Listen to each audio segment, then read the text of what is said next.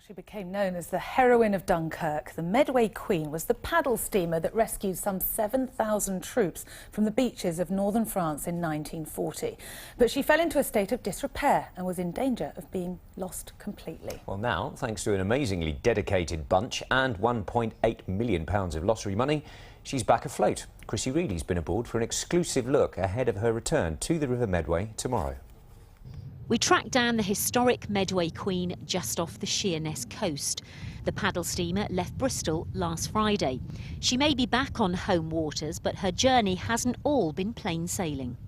The main delay in getting paddle steamer Medway Queen back to Kent has been the weather. Originally, the Christine tug went down to Bristol to collect her back in mid-October, but the forecast has been so poor since then, they've only now been able to finally bring her home. These days, the Medway Queen lives a more peaceful existence, but in years gone by, she's had her work cut out.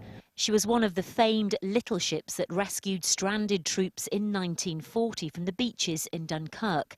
She made a record 7 trips, rescuing 7,000 men. Eric Woodruff was her signalman. We could see Dunkirk burning on the opposite coast, and we just headed for it.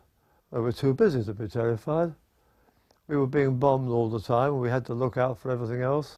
She was a passenger steamer in the years after the war, but fell into disrepair. Now, 30 years on, with her hull replaced, she's back on the River Medway. Over 60% of the ship is of the original vessel.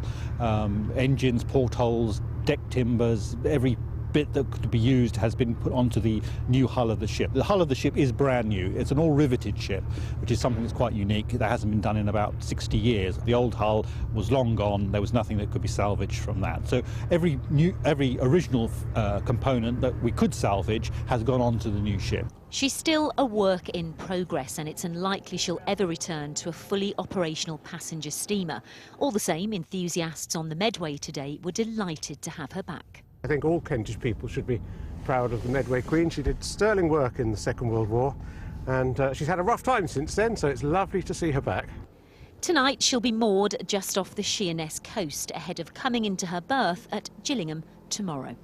Chrissy Reedy, BBC South East Today, Sheerness. Now, yesterday we told you about a ship called the heroine of Dunkirk, and today she's back home.